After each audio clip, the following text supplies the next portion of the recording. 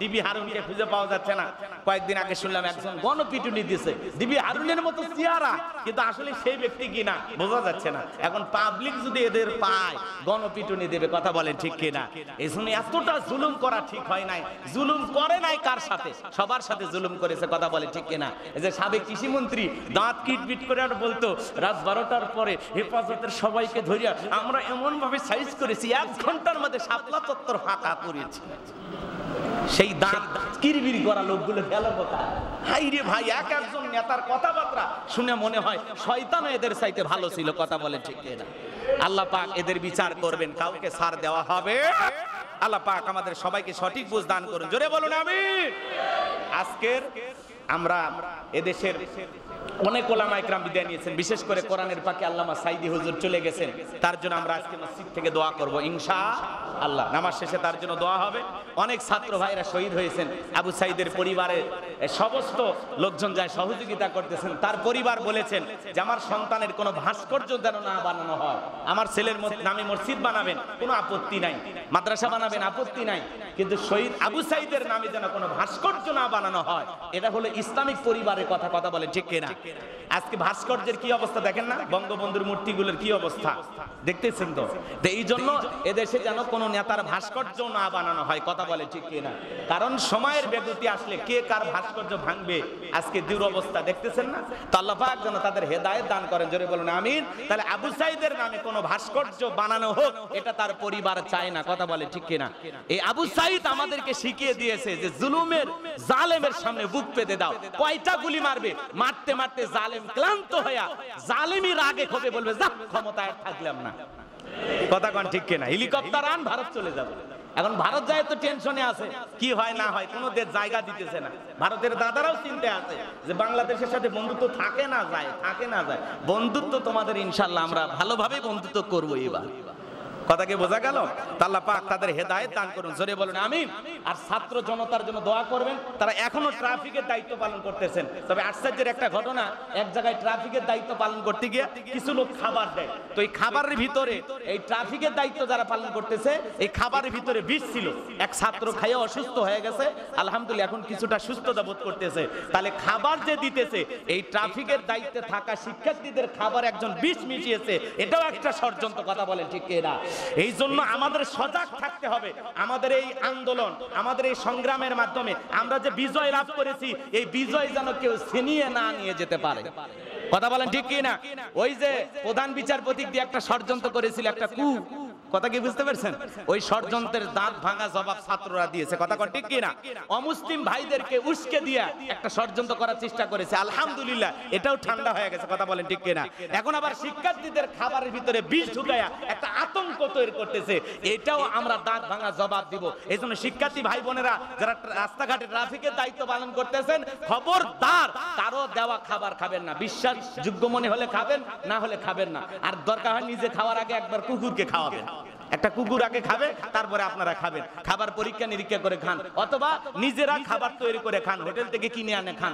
সকলের সাহায্যের খাবার খাইন না, কারণ পরিকল্পনা করে এরকম যদি কেউ বীজ দিয়া আপনাদেরকে মৃত্যুর কোলে ঢেলে দেয়, এই জন্য কারা দায়ী থাকবে? এই জন্য আপনারাও একটু সচেতন থাকবেন। আল্লাহ এদেশের সকল মানুষকে সঠিক বুঝ দান করুন। এই সমন্বয়কের যে 6 জন প্রতিনিধি যারা দায়িত্ব পালন করতেছেন, যাদের মাধ্যমে পুরো বাংলাদেশের এই আন্দোলন চলমান চলছে, এরা একটু বের হয়ে ফেসবুকে স্ট্যাটাস দিয়েছে, ওদের আইডি নাই, আইডি আর খুঁজে পাওয়া যাচ্ছে না। চিন্তা করেন ছাত্রদের পাওয়ার কথা, আল্লাহু আকবার বলেন। তারা গেছে কোন জায়গায়? এই জন্য এই অস্থিরতা আমরা চাই না, আমরা শান্তিপ্রিয় একটি দেশ কামনা করি, কথা বলেন ঠিক কিনা? এই জন্য নিরীহ ছাত্ররা যে দাবি করতেছে, এদের আকুতিগুলো বোঝেন।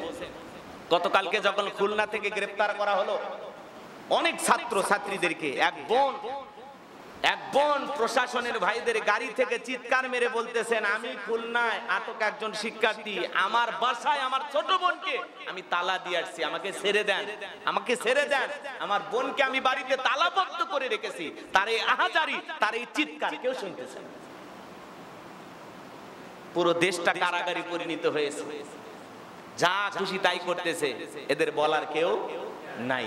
এই জন্য এই দুনিয়ার জমিনে যারা জালিম, যারা জুলুম করবে, এদেরকে আমার আল্লাহ ভালোবাসে জোরে বলেন ভালোবাসে না। এই জন্য এই জুলুম বন্ধ করুন, মানুষের মনের ভাষা বোঝার চেষ্টা করুন, মানুষের দাবি চাওয়াকে পূরণ করার চেষ্টা করুন। আল্লাহ আমাদের সঠিক বুঝ দান করুন। জোরে বলুন আমিন। আর একটু জোরে বলেন আমিন। কষ্ট হচ্ছে আপনাদের? বিরক্ত হয়েছেন আমার কথায়? তো এই জন্য আমি আপনাদের উদ্দেশ্যে যে কথা বলতে চাচ্ছিলাম, এই দুনিয়ার জমিনে যারা জালেম, যারা জুলুম করবে, এদেরকে আমার আল্লাহ রাব্বুল আলামিন পছন্দ করে। জোরে বলেন পছন্দ করে। আল্লাহ রাব্বুল আলামিন বলেন, জালিম সম্প্রদায়কে আল্লাহ রাব্বুল আলামিন কখনো সৎ পথ প্রদর্শন করেন না, জালিমদেরকে কখনো আল্লাহ রাব্বুল আলামিন সফল হতে দেবেন না। বলুন আল্লাহু আকবার।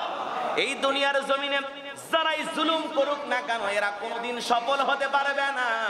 আবু জেহেল সফল হতে পারে নাই, নমরুদ সফল হতে পারে নাই, ফিরাউন সফল হতে পারে নাই। এই পৃথিবীর জমিনে সমস্ত জালেমদের পরিণতি হয়েছে, কোন কাফের বেঈমান জুলুম করে টিকে থাকতে পারে নাই। আজও তাম পৃথিবীর জমিনে যারা জুলুম করতেছে, অত্যাচার করতেছে, নিরীহ মানুষের উপরে বিদায় করে দিচ্ছে, নানাভাবে ষড়যন্ত্র করতেছে। মনে রাখবেন, এই দুনিয়ার জমিনে যত ধরনের জুলুম করা হোক না কেন, এই দুনিয়ার জমিনে যারা জুলুম করবে, এরা কখনো চিরকাল টিকে থাকতে পারবে না। কথা বলেন ঠিক কিনা? এই জন্য বিশ্বনবী হাদিস শরীফের ভিতরে বলেছেন, মুহাম্মদ রাসূলুল্লাহ সাল্লাল্লাহু আলাইহি সাল্লাম বলেছেন, যারা নির্বোধ লোকদের নেতৃত্বে থেকে আমি তোমাকে আল্লাহ তাআলার হেফাজতে অপূর্ণ করলাম। তিনি কাব রাদিয়াল্লাহু তাআলা আনহু বললেন, হে আল্লাহর রাসূল, এটা কি রূপ হবে? রাসূল আকরাম সাল্লাল্লাহু আলাইহি সাল্লাম বললেন, শীঘ্রই আমার পরে বিভিন্ন যুগে নির্বোধ এবং জালিম রূপে আমির শাসক আবির্ভূত হবে। আর যে ব্যক্তি তাদের সান্নিধ্যে থাকবে এবং তাদের মিথ্যাকে সত্য বলে স্বীকার করবে, তাদের অন্যায় এবং জুলুমকে সহযোগিতা করবে, সে আমার দলভুক্ত নয়, সে আমার দলভুক্ত নয়। তাদের সাথে আমি রাসূলের কোনো সম্পর্ক নাই এবং কঠিন কিয়ামতের ময়দানে তারা হাউজে কাউসারের পানি পাবে না। চিৎকার মেরে বলুন আল্লাহু আকবার। জালেমের জুলুমকে সমর্থন করার কোনো সুযোগ নাই। জালেম শাসকের এই জুলুমের পক্ষে যারা সাফাই গাইবে, আল্লাহ রাসূল বলতেছেন, সে আমার দলভুক্ত নয়, সে আমার উম্মত নয়। রাসূল যদি আপনাকে উম্মত বলে পরিচয় না দেয়, তাহলে দুনিয়ার জমিন সফল না বিফল? বলেন সফল না বিফল? তাহলে আমরা ব্যর্থ উম্মত হয়ে রাসূলের কাছে হাজির হতে চাই না, আমরা সফল উম্মত হয়ে হাজির হতে চাই। এইজন্য আমরা অবশ্যই জুলুম দেখব যেখানে, অন্যায় দেখব যেখানে, প্রতিবাদ করব সেখানে। কথা বলেন ঠিক কি না?